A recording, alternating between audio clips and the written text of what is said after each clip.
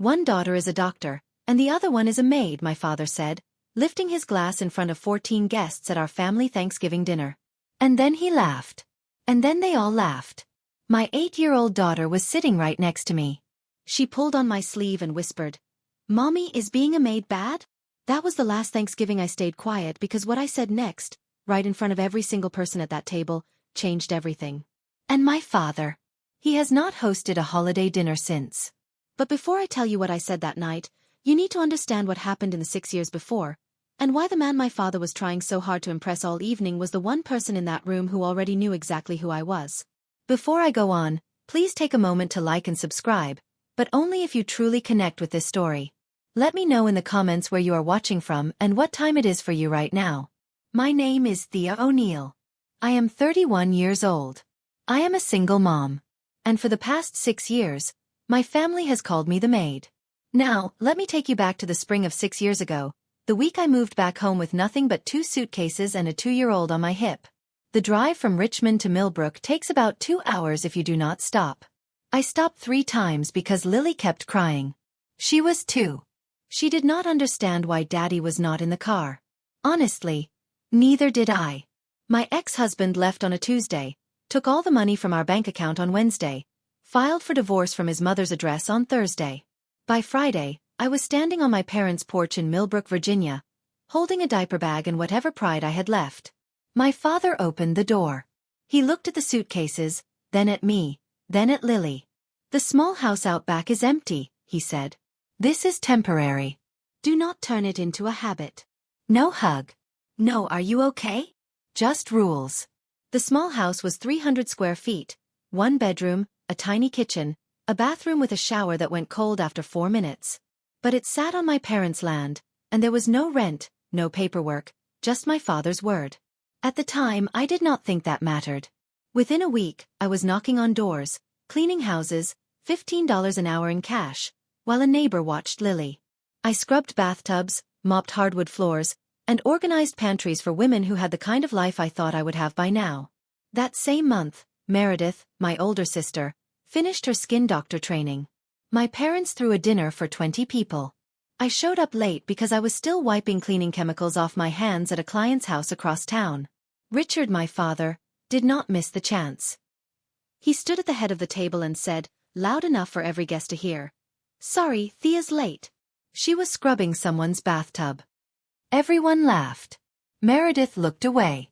I sat down and did not say a word. That was the first time. It would not be the last. The thing is, the jokes did not start when I moved back home. They started long before I ever left. Growing up, Meredith was the one who got extra help for tests, summer camps for school, and trips to visit colleges like Duke and UVA. When she got into medical school, my father took out a second loan on the house to pay for her education. Every single penny, no hesitation. When it was my turn, he sat me down at the kitchen table and said, "Community college is plenty for someone like you, someone like me." I still hear those words when I close my eyes. I went to Blue Ridge Community College. I paid for it myself by waitressing, babysitting, and cleaning the church on Sundays. I graduated in 2 years with honors. Nobody came to the graduation. Every Thanksgiving, every Christmas, every Easter brunch, my father would introduce us the same way. "This is my daughter, Dr. Meredith O'Neill Hartley." Then he would turn, almost like an afterthought. "And this is Thea." Not Thea, who graduated with honors. Not Thea, who is raising a child on her own. Just Thea. My mother never once corrected him. When I brought it up, Patricia would sigh and press her fingers to her temples. "Your father just wants the best for both of you. Do not be so sensitive." Here is what nobody at those holiday tables knew. Meredith's medical school cost $400,000. My father covered about half. The rest were federal loans, $180,000 in debt that Meredith was still quietly carrying, while everyone called her the successful one. But at the O'Neill table, appearances were everything, and my image had already been decided for me. At least that is what they thought. It happened the way most things happen when you are desperate. Not with a plan but with a pattern. By my second year back in Millbrook, I had cleaned over 60 homes. And I started to notice something. The Shenandoah Valley was full of vacation houses, Big properties owned by people who lived in Washington, D.C. or Richmond and only visited maybe 4 times a year. These houses needed more than cleaning. They needed someone to manage them. Groundskeepers, maintenance schedules, guest check-ins, somebody who could let the plumber in at 7 o'clock in the morning and lock up after the caterer at midnight. Nobody was doing it well. I set up a business, built a website at 2 o'clock in the morning while Lily slept, and named the company Magnolia Estate Services. It sounded bigger than it was, which at the time was just me and a second-hand laptop. I signed my first 3 property contracts in the same month. Not huge but real. I told my mother. I was excited. I said, "Mom, I just signed 3 clients. I am building something." Patricia nodded. "That's nice, honey." Meredith just got invited to speak at a skin doctor conference in Boston. I stood in the kitchen holding my phone with the contract confirmation still open, and I understood completely finally, and for good, that nothing I built would ever matter in this house. I could cure cancer, and my mother would ask if Meredith had cured it first. That night, after Lily was asleep, my phone rang. It was an unknown number with a 540 area code. "Hi," the voice said. "I'm Gloria. I'm your father's sister, and I think we need to talk." I almost dropped the phone because in this family, Gloria Ashford was a name you did not say out loud. My father had a sister. Past tense, at least in his version. Gloria Ashford had divorced her husband 10 years before my call. In a town like Millbrook, where the local club still opened meetings with a prayer and couples who separated moved to different towns, that was enough to cause a big scandal. But Gloria did not move. She stayed, opened an antique shop on Birch Street, lived alone, and liked it. Richard cut her off completely and told us she was a disgrace to the family name. I had not spoken to her in a decade. "I heard about you from a shared client," Gloria said over coffee the next week. Her shop smelled like cedar and old books. "A woman whose lake house you manage. She could not stop talking about you. Small towns. Everyone knows someone who knows someone." Gloria did not waste time. "I want to invest in your company. $15,000. Not a loan. I want a share of the business, because somebody should have believed in you a long time ago." I stared at her. $15,000 was more than I had made in the last 3 months combined. "I am not doing this to get back at your brother," she added, as if she could read my mind. "Then why?" "Because I know what it is like to be cut out of a family for choosing your own life." She set her cup down. "Sound familiar?" I took the money, hired 2 part-time workers, and started running the business like a real company instead of a one-woman scramble. Before I left, Gloria said something that stayed with me. "Family should be a safe place, Thea, not a cage." Then she paused. "There is something I know about your father that you do not, but not yet." I drove home with more questions than answers and a check that would change everything. 2 years. That is how long the quiet lasted. By 27, I had 5 workers, 8 properties under contract, and a growing good name in the valley. Magnolia was still small, but it was real. I put every dollar back into the business, bought a proper work van, and printed business cards with a logo. Lily helped me pick a white magnolia on dark green. I was still living in the small house, still on my father's land, still without a lease. That is when Richard decided to remind me. It was a Sunday dinner, the only kind my parents hosted without inviting an audience. Meatloaf, mashed potatoes, Meredith and Donald across the table, Lily coloring in the corner. Midway through the meal, Richard set his fork down. "That land out back is worth something now," he said. Casual, like he was talking about the weather. "I might need to make some changes." I looked up. "Make some changes? How?" "Do not worry about it. Just know that nothing is permanent." The room went quiet. Meredith stared at her plate. Donald took a long drink of water. Patricia kept herself busy with the salt shaker. Nobody said a word.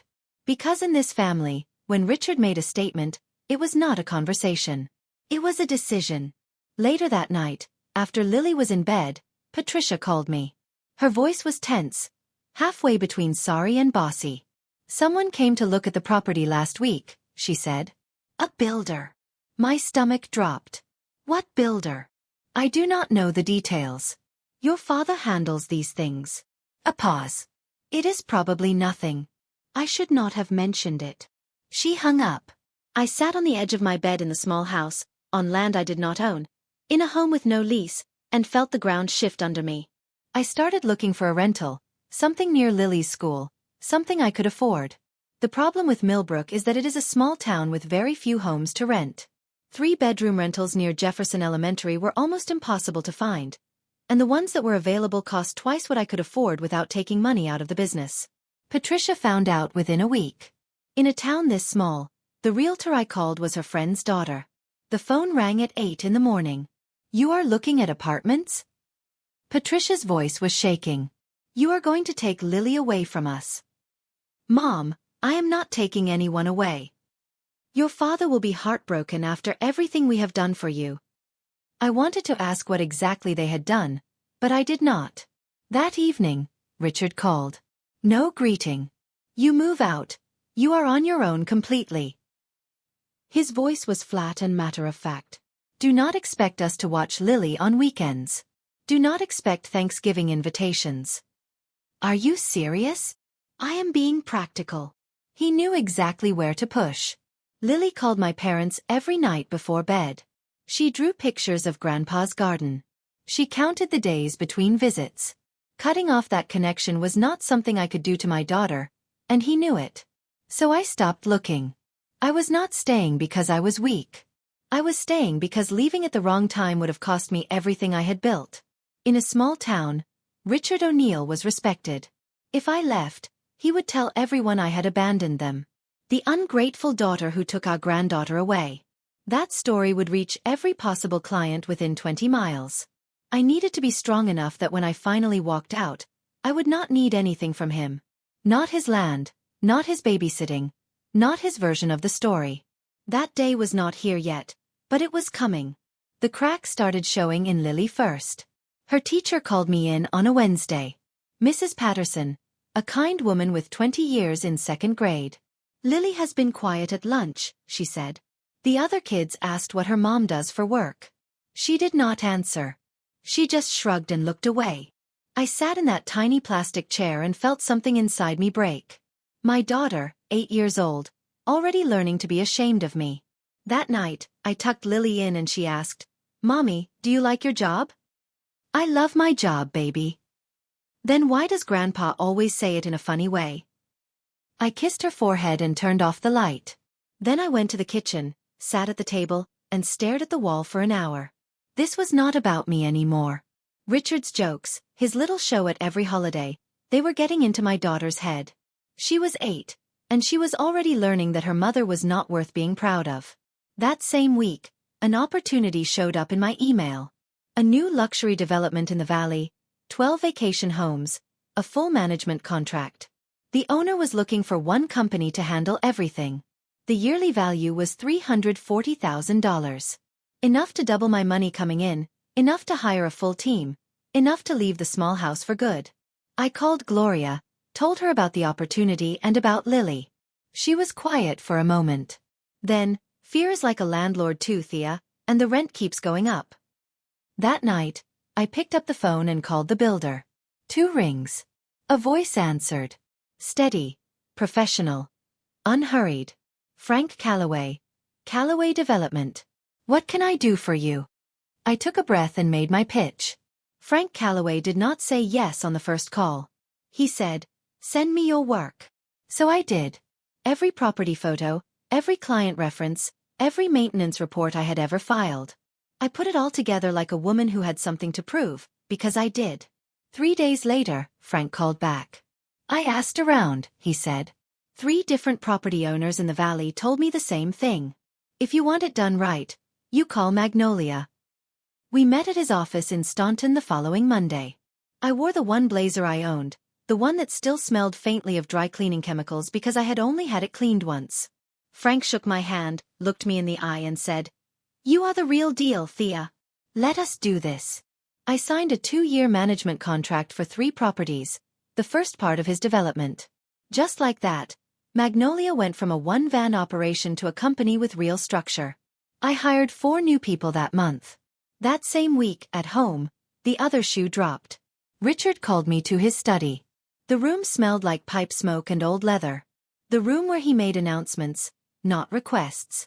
I need you to sign some papers, he said. What papers? An agreement that you will leave the small house by March. March? That is only 4 months away. Plenty of time. I looked at the document on his desk. Fancy letterhead, legal language, a move-out date printed in bold. Why? I said. He leaned back. Because it is my property, that is why. I did not yell. I did not cry. I stared at that document and noticed the name of a law firm. Not a family lawyer, but a business real estate firm. Someone was buying this land. I am not signing anything tonight, I said. I will read it first. I walked out. My hands were steady. My heart was not. Patricia's way was always softer. That is what made it worse. She invited me for tea the next morning. The kitchen smelled like chamomile. She had set out the nice cups, the ones with the gold rims, like a peace offering wrapped in china. Your father is under a lot of stress, she began, eyes watery, hands folded. The act of a worried mother, practiced to perfection. His investments have not been doing well. He needs to sell that land, Thea. Then why did he not just talk to me? We are talking. You are just not listening. I set my cup down. You are asking me to move my daughter out of the only stable home she has known in 4 months, without telling me why, until I found out on my own. Patricia's face changed. The softness faded. Meredith would never make things this difficult. Meredith does not live in a small house on Dad's land. Exactly. She looked straight at me. Because Meredith made something of herself. Those words landed like a slap. Not because they were the worst I had heard, but because they came from my mother. The woman who used to braid my hair before school. The woman who was supposed to be safe. I stood up. I left the tea on the table. I did not slam the door. I just closed it behind me, which somehow felt louder. That night, sitting on the small house porch while Lily slept, my phone buzzed. A text from a number I had not seen in months. Meredith. Can we talk privately? I stared at the screen for a long time. My sister had not texted me in over a year. Not for my birthday, not for Lily's, not for anything. And now, out of nowhere, she wanted to talk. Something was wrong. I just did not know which part yet. We met at a coffee shop in Westboro, 20 minutes from Millbrook, far enough that nobody would report back. Meredith looked different. Not bad, exactly, just worn down. Her hair was pulled back, no earrings. The confident way she carried herself, the one I had grown up envying, had softened into something closer to tiredness. She ordered black coffee. I ordered the same. We sat near the window and for a full minute, neither of us spoke. Then she said it. Donald wants a divorce. I blinked. Since when? Since July. We have been pretending for 4 months. Why are you telling me? She looked at her cup. Because you are the only person in this family who knows what it is like to start over. I did not expect that to hit as hard as it did. Meredith, the golden daughter, the one whose name opened every toast, was sitting across from me in a coffee shop asking me how to survive. Another silence, then quieter. I know they treat you differently. I never said anything. I should have. I did not tell her it was okay because it was not. How much debt are you carrying? I asked instead. She flinched. $180,000 in federal loans. Donald managed the payments. If we split, she trailed off, I could fill in the rest. She asked if I knew a good divorce lawyer. I gave her a name, the same one I had used 5 years ago. She wrote it down on a napkin, folded it into her purse, and for a moment looked exactly like the scared 19-year-old I remembered from before medical school turned her into a title. I did not feel sorry for her, but I did not feel satisfied either. I just felt tired. Driving home, I thought about how strange it was. Both O'Neill daughters sitting in coffee shops trying to figure out how to survive men who let them down. At that point, I kept asking myself, if Meredith was also falling apart, why did my parents need this perfect image so badly? Why had they spent decades building a picture-perfect family when nobody inside it was actually okay? Do you think that is love or just fear of what the neighbors might say? I would really love to hear your thoughts. Drop them in the comments. 3 months before Thanksgiving, that is when the phone call came. Magnolia had grown to 12 workers and 15 luxury properties across the Shenandoah Valley. Revenue had passed the $2 million mark earlier that year, and I was running a real operation. Scheduling software, workers in uniforms, regular client check-ins. The girl who scrubbed bathtubs for $15 an hour now signed contracts over lunch. Nobody in my family knew how big it had gotten. To them, I was still Thea, the one who cleans houses. Then a reporter called. "Hi, Miss O'Neill. I am with the Shenandoah Business Journal. We are doing a story on local business owners under 35. Your name came up 3 times from different referrals. 3 different people had recommended me. Not Meredith, not my father's club contacts. Me. I agreed to the interview on one condition. Please do not mention my family or my personal background. This is about the business." The reporter, a young woman named Kelsey, spent 2 hours with me at one of the estate properties I managed. She took photos of the team at work. She asked about revenue, growth plans, and how I kept my clients happy. She treated me like a CEO because that is what I was. "This issue comes out the week of Thanksgiving," Kelsey said as she packed up. "You will get an early copy." Thanksgiving. The timing felt almost poetic. I did not tell my parents. I did not tell Meredith. The only person I told was Gloria, who listened on the phone and then laughed. A warm, surprised laugh. "Well," she said, "that is going to make for an interesting holiday." For the first time in 6 years, someone was asking about my work, not as a joke, but as a success story. And I carried that feeling quietly, tucked inside my chest like a lit match in a dark room, waiting. 2 weeks before Thanksgiving, I was in the kitchen at the main house, helping Patricia go through her guest list, when Richard walked in, chest puffed up, holding his phone like a trophy. "Guess who is coming to Thanksgiving?" he said. Patricia looked up. "Who?" "Frank Calloway." He said the name like he was announcing royalty. Frank Calloway, owner of Calloway Development Group, the biggest home builder in the Shenandoah Valley. Richard had been trying to get Frank's attention for months, hoping to finalize the sale of his land. "This is my chance," Richard continued. "Calloway at our table. Good food, good wine, good impressions. By New Year's, the deal is done." I stood at the counter holding a serving spoon and felt my blood turn cold. Frank Calloway, the man I had a regular video call with every Tuesday at 9 o'clock in the morning. The man whose properties I had managed for 2 years. The man who called me the most dependable person in the region. My father had never once asked the name of my company. He had never visited my office. He had never looked me up online. And Frank had no reason to know my last name before I married, or that the woman who ran Magnolia Estate Services went home at night to a 300-square-foot house behind her father's home. 2 separate worlds were about to crash into each other at the same dinner table. I excused myself, drove back to the small house, and called Gloria. "Frank Calloway is coming to Thanksgiving," I said. "Dad invited him." A short silence.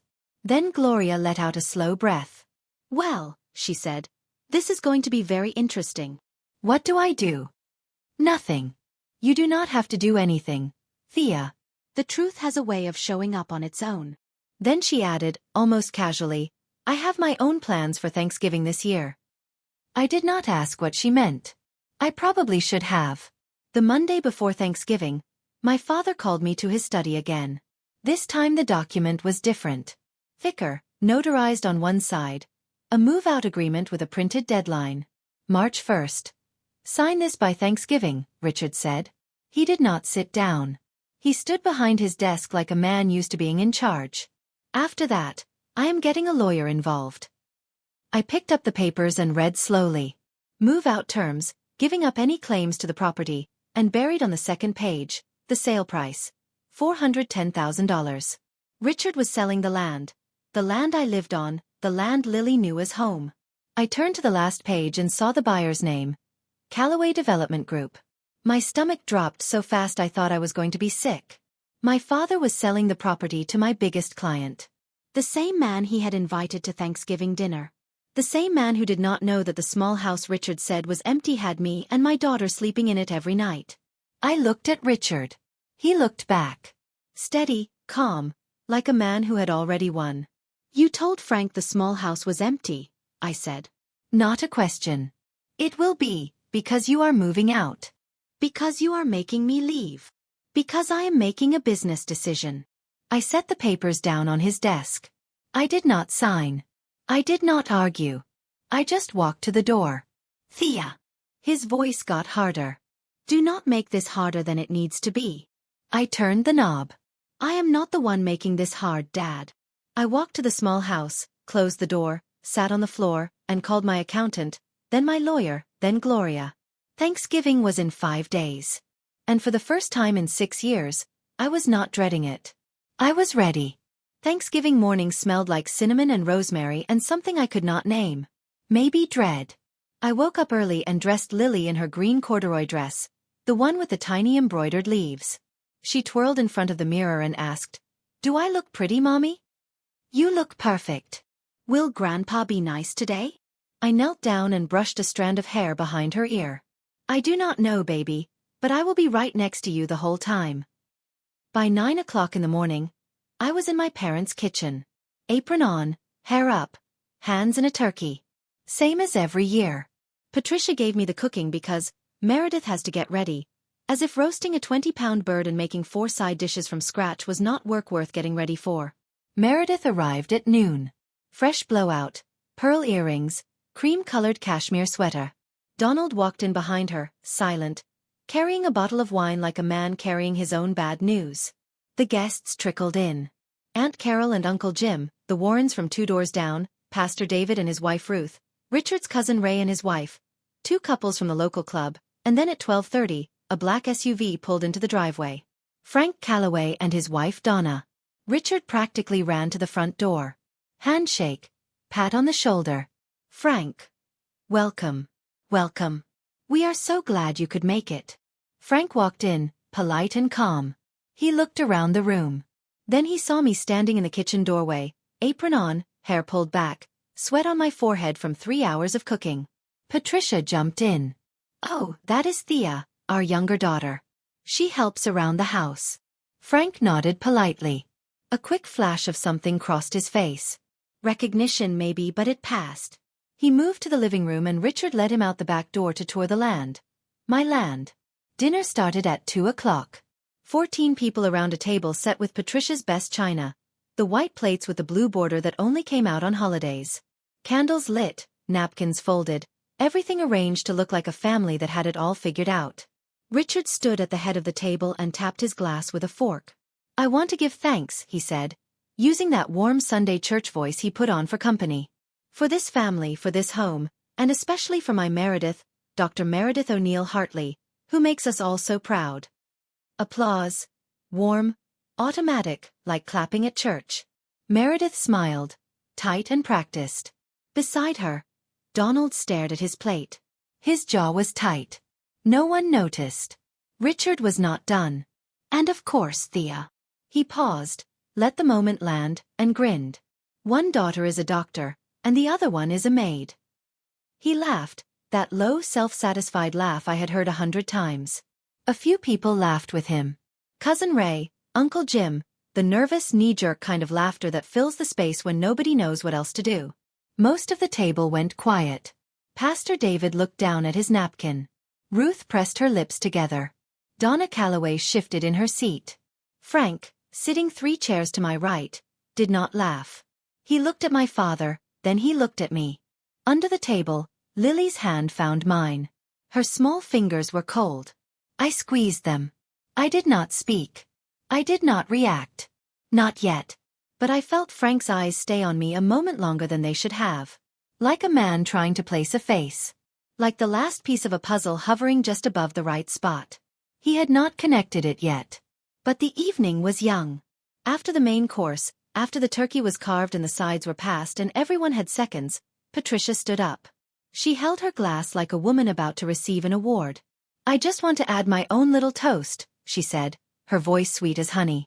"To Meredith, the light of our family. We are so blessed." She did not say my name. She did not look at me. She did not mention Lily. The table gave quiet approval, more clinking, more smiles aimed at Meredith, who by now looked like she wanted to disappear into the wallpaper. And then, in the silence after the glasses were set down, came a small voice. "Mommy." Lily, sitting right next to me, her eyes wide and wet and confused. "Mommy, why does Grandpa say you are just a maid?" The table froze. Every fork stopped. Every breath held. Is being a maid bad? 8 years old, asking in front of 14 adults whether her mother's work made her worth less than others. Patricia recovered first. Lily, honey. Grandpa was just being funny. Lily looked at her grandmother, but nobody laughed. Silence, the kind that has weight. I looked at my daughter, this small, brave, honest person who had just said out loud what no adult at that table had the courage to say. I looked at Frank Calloway, who was watching with something I could not quite read. I looked at my father, still standing at the head of the table, glass in hand, smile fading. And something inside me, something that had been bent and stretched and stepped on for 6 years, for 20 years, for my whole life, finally quietly broke free. Not broke apart. Broke free. I set my napkin on the table, pushed my chair back, and stood up. The chair scraped against the hardwood floor. Every head turned. I looked at my daughter first, then I spoke. Lily, being a maid is not bad. Any honest work is good work. My voice was steady and calm, the way I talk to clients, not the way I used to talk to my father. But since Grandpa brought it up, let me tell you what Mommy actually does. Richard's smile disappeared. Thea, sit down. This is not the time. You made it the time, Dad. I did not raise my voice. I did not need to. You stood up in front of 14 people and defined me. Now I get to define myself. The room had no air. Patricia's hand went to her throat. Meredith's eyes went wide. I started by cleaning houses, I said, looking at Lily, but speaking to every person at that table. That is true. I am not ashamed of that. But I did not stop there. I let one beat of silence pass. I built a company. It is called Magnolia Estate Services. I manage 15 luxury properties across the Shenandoah Valley. I have 12 full-time workers. And last year, my revenue was $2.3 million. Nothing. No sound. No movement. Just 14 people rethinking everything they thought they knew about me. Richard's face. I will never forget it. The color drained from his cheeks like someone had pulled a plug. His mouth opened, closed, opened again. Patricia, Thea, why are you making a scene? I am not making a scene, Mom. I am finishing Dad's toast. Then, from the far end of the table, I heard a glass being set down slowly and deliberately. Frank Calloway was staring at me, not with surprise, but with recognition. The kind that comes when the last piece of a puzzle finally clicks into place. Wait, he said. Frank stood up. Not fast, not dramatic. The way a man stands when something important needs to be said and he is not the type to shout. Thea O'Neill, he said. You are the owner of Magnolia Estate Services. Every eye in the room moved between us. Yes, Mr. Calloway. Frank turned to my father. His face had shifted, polite confusion giving way to something harder. Richard, you did not tell me your daughter runs Magnolia. My father's mouth moved, but nothing came out. She has been managing my entire Shenandoah portfolio for 2 years. 3 properties, full-service contracts. Frank's voice was even and factual, the way someone speaks when they are choosing their words carefully because the wrong ones would cause damage. She is one of the best people in the business in this whole region. Richard gripped the back of his chair. I did not know. You did not know? Frank repeated it flatly. Not a question. A verdict. Richard, last Tuesday you told me your younger daughter was between jobs. The room inhaled. Between jobs, Uncle Jim repeated under his breath. Aunt Carol covered her mouth. Pastor David closed his eyes. Patricia tried to fix it. We always knew Thea was hard-working. Frank did not look at her. He was still looking at Richard, and Richard was looking at the tablecloth like he wanted to disappear into it. You invited me into your home, Frank said quietly. You introduced your daughter as the maid. And the whole time, she is the person I trust with a business worth more than this entire street. Nobody moved. Nobody spoke. I did not feel triumphant. I felt something stranger, like watching a wall come down and realizing I had been standing behind it my entire life. Lily pulled on my hand. I looked down. Mommy, she whispered. Is that the man from your Tuesday calls? I almost laughed. Yes, baby, that is him. The doorbell rang. The timing was so exact it almost felt planned. But it was not. Gloria had always had a sense for dramatic entrances. Probably the one thing she and Richard had in common. Patricia opened the door. Her face went white. Gloria Ashford stood on the porch in a navy coat, holding a bottle of wine in one hand and a magazine in the other. Her silver hair was pinned back and she smiled the way a woman smiles when she has been waiting 10 years for this exact moment. "What are you doing here?" Richard's voice cracked.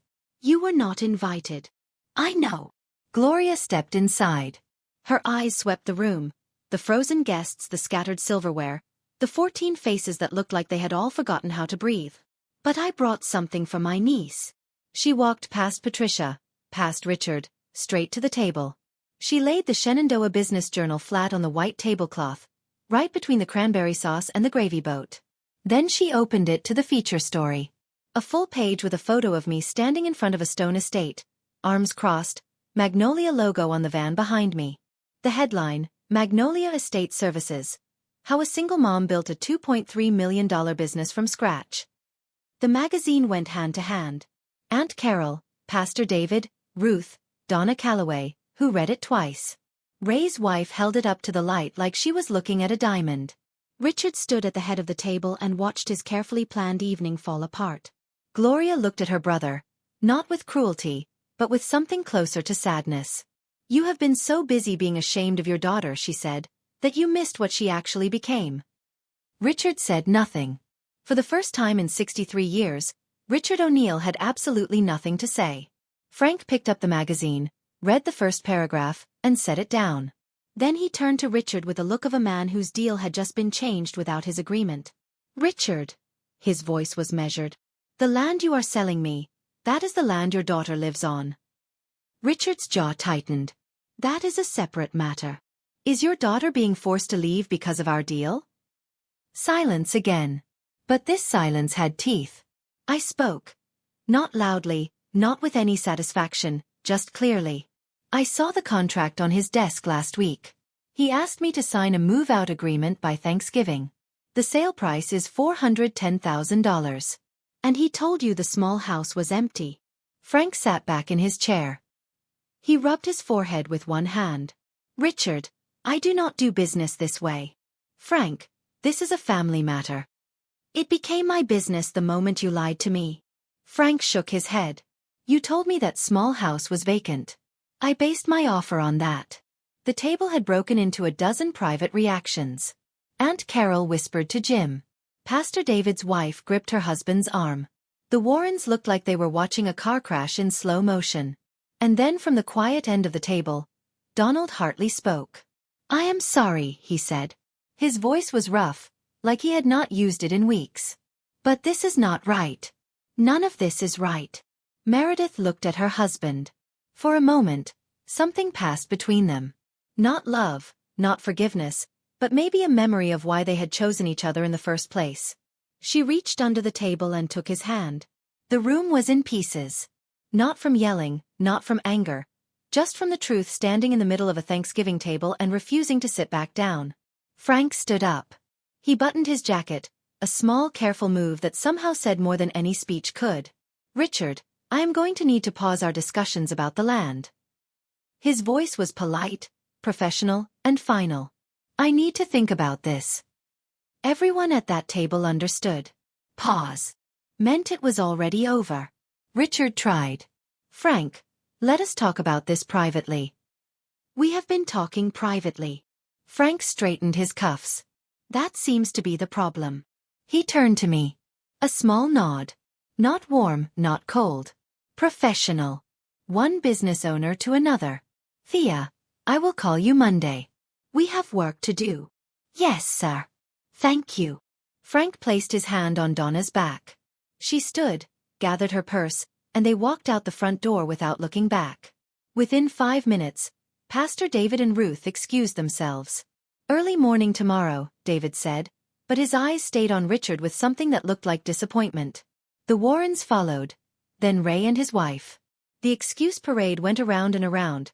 Headache, long drive, early flight, until the table that had seated 14 was down to 6. Richard sat in his chair. The head of the family at the head of an empty table. His glass was still full. His plate was untouched. The man who had opened the evening with a toast and a laugh now sat in a silence so heavy you could hear the candles burning down. $410,000 gone. His good name in a town that valued reputation above almost everything, shattered. Not because I attacked him. Not because I humiliated him. But because I told the truth. And the truth did what it always does when you have been lying long enough. It introduced itself. The house was quiet now. Dishes untouched, candles nearly burned out. 6 people in a room that felt emptier than empty. I lifted Lily off her chair. She wrapped her arms around my neck and rested her head on my shoulder the way she did when she was 2. Back when I carried her into this house with nothing. I walked to where Richard and Patricia sat. Not too close, just close enough. I will be out of the small house by the end of the month. Richard looked up. Not because you asked, I said. Because I should have left a long time ago. Thea. His voice was smaller than I had ever heard it. I am not angry, Dad. I am done waiting for you to see me. Patricia's face crumpled. The tears came. Real ones this time, not the ones she used as a tool. But for the first time in my life, I did not rush to fix them. I looked at Meredith. She sat with her hands flat on the table, mascara slightly smudged, Donald's arm still touching hers. She met my eyes and nodded. Small. No words needed. I turned and walked to the front door. Gloria was standing on the porch. She had not come inside for the ending. She had been waiting out there, hands in her coat pockets, watching the November sky turn dark. My living room is big enough, she said simply. Plenty of space for 2. Lily lifted her head and looked at Gloria. Are you the lady who sends me birthday cards? Gloria smiled. Every single year, sweetheart. I put Lily in the car seat, closed the door, and sat behind the wheel. In the rearview mirror, the house got smaller.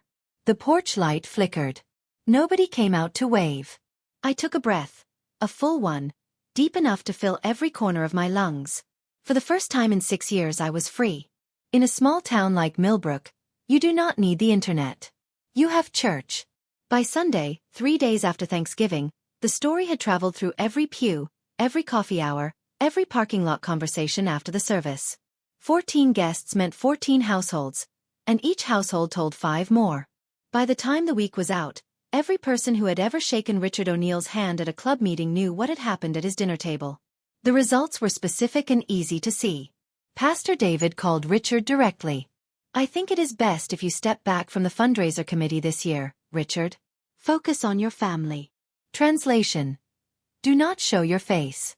Patricia's women's group, the one that organized the Christmas charity drive every December, politely told her, "We are going in a different direction with leadership this year."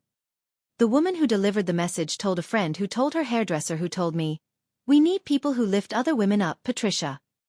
The Shenandoah Business Journal hit the newsstands that Wednesday. Kelsey's article ran with my photo on the secondary cover. Within the week, 3 property owners I had never contacted reached out to Magnolia. I read the article, each one said, like a password. Mrs. Patterson, Lily's teacher, stopped me at pickup. "I saw it," she said, holding up the magazine. "I always knew there was more to you than this town gave you credit for." In the grocery store, at the gas station, at the post office, people looked at me differently. Not with pity, not with the polite talking down to me that I had gotten used to, but with something new. Respect. And Richard, who had built his whole identity on being the most respected man on his street, stopped going to church, stopped going to his club, stopped answering his phone. The silence from the big house was deafening. Meredith called 2 days after Thanksgiving. Not to apologize for our parents, not to smooth things over. "Donald is separating," she said. "I told Mom and Dad last night." "How did they take it?" A long pause. Mom said, "This cannot be happening." "First Thea, now you." Meredith's voice cracked on the word first, like she was hearing it for what it really was. Not concern. Just counting losses. Patricia was not upset about her daughter's pain. She was adding up what she had lost. "And Dad?" "Nothing. He just sat there. I think he has run out of speeches." I pictured it. Richard at his desk, the head of the family who had lost his audience and his stage in the same week. A man who had spent decades putting on a show of being a father for other people and had never learned how to do it in private. Meredith started calling me more after that. Not long conversations. Short ones, awkward and honest. How did you do this at 24? She asked one night. Badly, but I did it. She laughed, a real one, the kind I had not heard from her since we were kids, sharing a bedroom and whispering past midnight. I always thought you were the brave one, she said quietly. I was just the one with the diploma on the wall. I did not correct her because she was right. Not about the bravery, about the diploma. That is all it had ever been. A diploma on a wall in a house where appearances were everything, and love was only given under certain conditions. We were not suddenly close. There was too much quiet between us for that. But something had shifted, like two trees that had grown in different directions finally finding out their roots still touched underground. It was not a movie ending. It was a Tuesday night phone call. And that was enough. The call came 2 weeks after Thanksgiving. I was washing dishes in Gloria's kitchen when my phone lit up. Dad. I dried my hands. I answered. Thea. His voice was different. Not softer exactly, but smaller, like someone had turned down the volume on a speaker that had been blasting for 63 years. Hi, Dad. You have made your point. Can we move past this? I leaned against the counter. Move past what exactly? The Thanksgiving thing? That was not just a thing, Dad. That was 14 people watching you embarrass your own daughter while she cooked your dinner in front of her child. Silence. The kind that stretches so long you can hear the other person breathing. I did not mean to. You did not mean to get caught. There is a difference. More silence. I could hear a clock ticking on his end. The old grandfather clock in the hallway. The one that had been there since I was 4. The land deal fell through, he said. Quieter now. Frank pulled out. I know. I am in trouble, Thea. Financially. I closed my eyes. Part of me wanted to help. The part that was his daughter. The part that remembered him teaching me to ride a bike in that driveway, holding the seat until I could balance. But I was not going to save a man who had spent 6 years pushing me under. When you are ready to talk, really talk, I will be here. I kept my voice steady. Not cold, not warm. Just clear. But I will not sit at another table where my daughter learns to be ashamed of her mother. He did not respond. The line went dead. I stood in Gloria's kitchen for a long time, phone in hand, staring at nothing. Lily ran through the hallway, chasing Gloria's cat, laughing. That sound was enough. It had to be. By mid-December, the new place was starting to feel like home. It was a 2-bedroom rental on Maple Street, 8 minutes from Lily's school, 12 minutes from the Magnolia office. Not fancy. Clean. Ours. The first morning, Lily padded into the kitchen in her pajamas, holding a stack of photographs. She had cut them from the family album I had brought. The small house, the garden, the main house porch. She taped one picture to the refrigerator. It was from Easter 2 years ago. Lily on Richard's lap, both of them laughing. I looked at it. My daughter had included everyone. Her grandparents, Meredith, even Donald. She had not erased anyone. I did not take it down because having limits with people is not about pretending they do not exist. It is about choosing how close you let them get. That week, Frank Calloway called, not about the land, but about the business. I am growing the group, he said. 2 new developments in Rockingham County.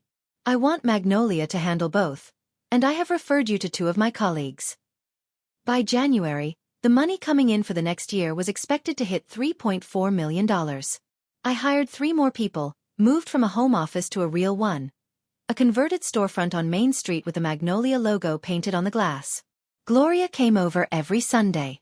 She would bring pecan pie, sit on the living room floor with Lily, and build Lego castles that were not quite stable but were very creative. One Sunday, Lily looked up from her castle and said, "Mommy, I told my friend today that you run a whole company." She said, "That is really cool." I smiled. "What did you say?" I said, "I know. She is my mom." I turned to the window so Lily would not see me cry. But Gloria saw. And she just nodded, the way someone nods when they have been waiting a long time for something good to finally arrive. Meredith's divorce was finalized in February. She rented a 1-bedroom apartment in Charlottesville. The first time in her life she had lived alone. No roommate, no husband, no parents' guest room to fall back on. Just her, a futon, and a box of takeout menus. She called me the first night. I am terrified, she said. How did you do this at 24? Badly, I said. Really badly. I burned rice for 6 months. She laughed. I laughed. It was the kind of laughter that only happens between people who have seen each other at their worst and decided to show up anyway. Mom called, Meredith said after a moment. She is upset that neither of us came home for Christmas. That is her choice to be upset. We do not owe anyone a performance. A pause. When did you get this wise? It is not wisdom. It is scar tissue.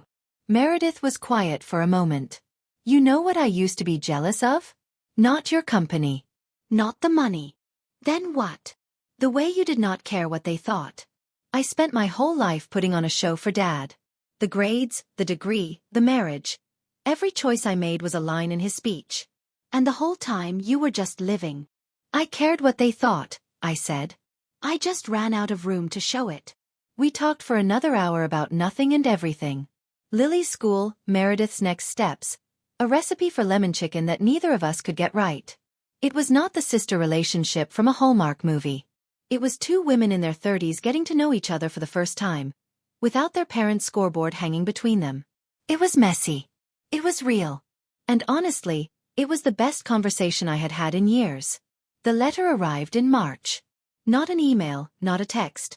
A handwritten envelope in my mailbox, the kind with a stamp pressed slightly crooked like someone who had not mailed a letter in years. I recognized the handwriting. Tight. Slanted. All capitals. My father wrote the same way on birthday cards when I was a child, back when he still sent them. I sat on the porch steps. Lily was at school. The street was quiet. Inside the envelope was a single card, cream-colored. No store-bought message. Just 6 words in blue ink. Thea, I read the article. Dad. 6 words. No, I am sorry. No, I was wrong. No explanation. No excuse. No mention of the land deal or Thanksgiving or the years of jokes that had cut deeper than he would ever understand. Just, I read the article. I held the card for a long time. Turned it over. Nothing on the back. Part of me wanted to call him. The daughter part. The part that still remembered the weight of his hand on my shoulder when I learned to ride a bike. How he held on until I said I was ready. And how he let go exactly when I asked. But I did not call. I set the card on the kitchen table next to a vase of magnolias Gloria had brought the day before. I did not throw it away. I did not frame it. I just left it there, like a door cracked open, not swung wide. Maybe it would take years. Maybe a full conversation would never come. A real apology. The kind that does not start with, "Can we move past this?" But with, "I see what I did." But my peace does not depend on his timing anymore. His 6 words were not enough. But they were his first. And my peace does not depend on his second. I used to believe that if I worked hard enough, became successful enough, my parents would just change. Like there was a magic number, a money figure, a magazine cover, a title fancy enough to unlock their approval. But here is what I have learned. You cannot earn love from people who are not willing to give it. All you can do is stop letting that emptiness define you. If you are going through something like this, if you are still sitting at a table where you are the punchline, what have you done about it? Or what do you wish you had done? Tell me in the comments. I am telling you this story from the porch of my townhouse on Maple Street. It is a Thursday evening. Lily is inside doing homework at the kitchen table, the one we picked out together at Gloria's antique shop. The Magnolia logo on my office window catches the light when I drive past every morning. 12 workers became 16. Frank's referrals became long-term contracts. The magazine article led to a local business award. And last month, a woman called from Richmond. She had found Magnolia online and said, "I heard about you from my cousin." She said you started from nothing. I did not correct her, because nothing is not the right word. I started from a 300-square-foot house, a 2-year-old daughter, and a family that thought I was a punchline. That is not nothing. That is everything. Just pointed in the wrong direction. I do not tell this story for revenge. I am not interested in making my father look bad. He did that himself in front of 14 witnesses on a holiday meant for gratitude. I tell this story because somewhere right now, someone is watching this at 2 in the morning, lying in bed, wondering if they are allowed to say enough. Wondering if setting a limit with the people who raised you makes you ungrateful or selfish or wrong? It does not. Setting a limit is not betrayal. It is the first honest thing you can do in a relationship built on silence. And if no one else has told you, your work matters. Your effort matters. You do not need a title or a toast or anyone's permission to be proud of who you are. Lily and I are eating ice cream on the porch steps. The sun is going down. She has chocolate on her chin and she is laughing at absolutely nothing. This is what freedom sounds like. If this story meant something to you, hit like and share it. Not for me, but for the next person who needs to hear it.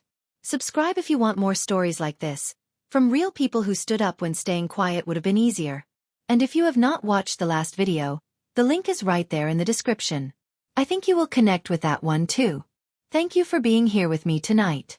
Take care of yourselves and take care of each other.